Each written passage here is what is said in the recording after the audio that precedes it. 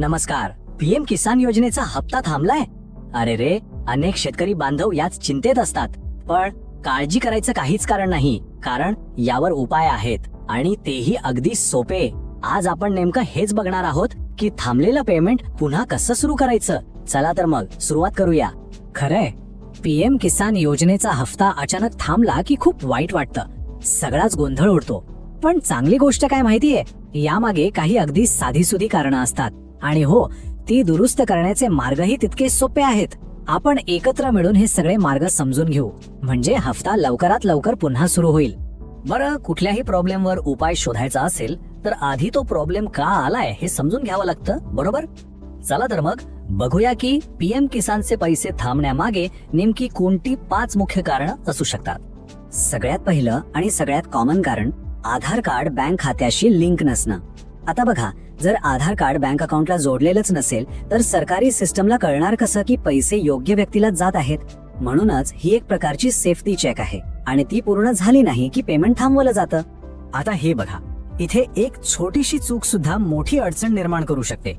म्हणजे विचार करा, पीएम किसान पोर्टलवर भरलेला bank account number, IFSC code किंवा अगदी नावात म्हणजे स्पेलिंग मध्ये जरी थोडीशी गडबड झाली ना तरी पेमेंट फेल होतं. त्यामुळे एक एक अक्षर, एक एक आकडा बरोबर असणं खूप महत्वाचं आहे. पुढचं कारण आहे E-KYC पेंडिंग असणं. आता E-KYC म्हणजे काय, तर तुमच्या ग्राहकाला ओळखा.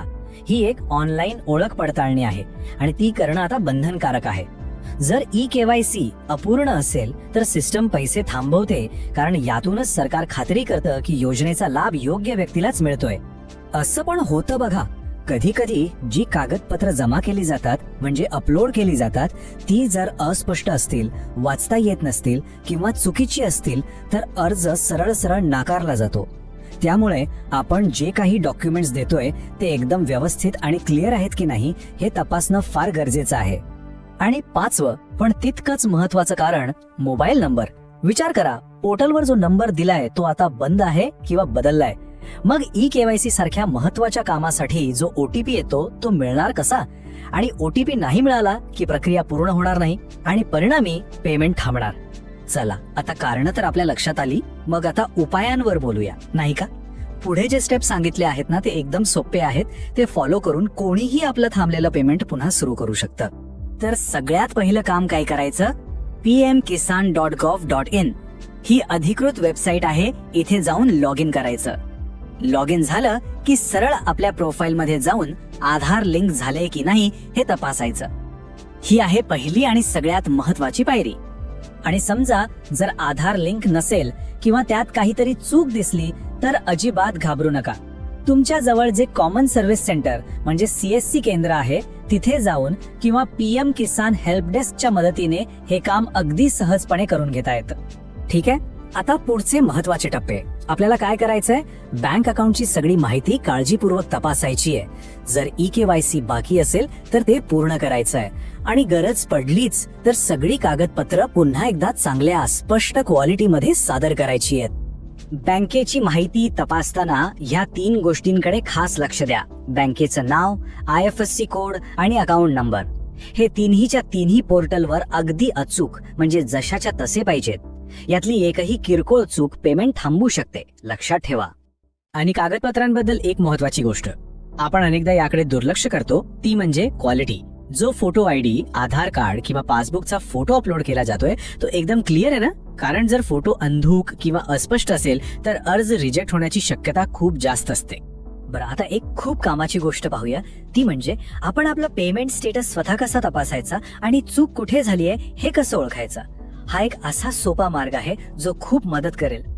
जेव्हा स्टेटस तपासलं जातं आणि तिथे जर रिजेक्टेड बाय बँक असं लिहिलेलं दिसलं तर समजून जायचं की 99% गडबड ही बँक अकाउंटच्या माहितीतच आहे. म्हणजे एकतर अकाउंट नंबर चुकलाय किंवा IFSC कोड. या एका मेसेजमुळे प्रॉब्लेम कुठे आहे हे आपल्याला लगेचच कळतं. स्टेटस तपासायची प्रोसेस तर एकदमच सोपी आहे. बघा, pmkisan.gov.in वर लॉग इन करा, व्ह्यू पेमेंट स्टेटस यावर क्लिक करा, लेटेस्ट पेमेंट बघा आणि हो, जर तिथे काही एरर मेसेज दिसत असेल तर त्याचा एक स्क्रीनशॉट नक्की काढून ठेवा. पुढे मदतीसाठी तो खूप कामी येईल. आता असंही होऊ शकतं की हे सगळं करून पाहिलं पण तरीही प्रॉब्लेम सुटला नाही. मग अशा वेळी काय करायचं, काळजी करू नका. मदतीसाठी अजूनही काही मार्ग आहेत आणि ते कोणते आहेत तेच आपण आता पाहणार आहोत. मदतीसाठी हे 3 ऑफिशियल मार्ग आहेत. एक तर PM किसान हेल्प डेस्कला ईमेल करता येतो. दुसरं, त्यांचा जो टोल फ्री नंबर आहे त्यावर फोन करता येतो. किंवा तिसरं, जवळच्या कॉमन सर्व्हिस सेंटरमध्ये जाऊन तक्रार नोंदवता येते. चला तर मग आतापर्यंत आपण जे काही पाहिलं त्यातले सगळ्यात महत्वाचे मुद्दे पुन्हा एकदा बघूया, कारण या काही गोष्टी जर लक्षात ठेवल्या तर भविष्यात असा त्रास होणारच नाही आणि पेमेंट एकदम वेळेवर मिळत राहील. थोडक्यात सांगायचं झालं तर फक्त या 3 गोष्टी नेहमी लक्षात ठेवा. 1. आपला आधार बँकेशी लिंक आहे याची खात्री करा. 2. बँकेची सगळी माहिती 100% बरोबर आहे हे तपासा. आणि 3. eKYC नेहमी पूर्ण असायला हवं. बस या 3 गोष्टींची काळजी घेतली ना तर पेमेंट कधीही थांबणार नाही. आणि जाता जाता एक विचार करण्यासारखा प्रश्न, शेतकऱ्यांसाठी या सगळ्या ऑनलाईन गोष्टी, या डिजिटल प्रक्रिया अजून सोप्या कशा करता येतील यावर विचार करणं फक्त शेतकऱ्यांसाठीच नाही तर आपल्या सगळ्यांसाठीच खूप महत्वाचं आहे, नाही का?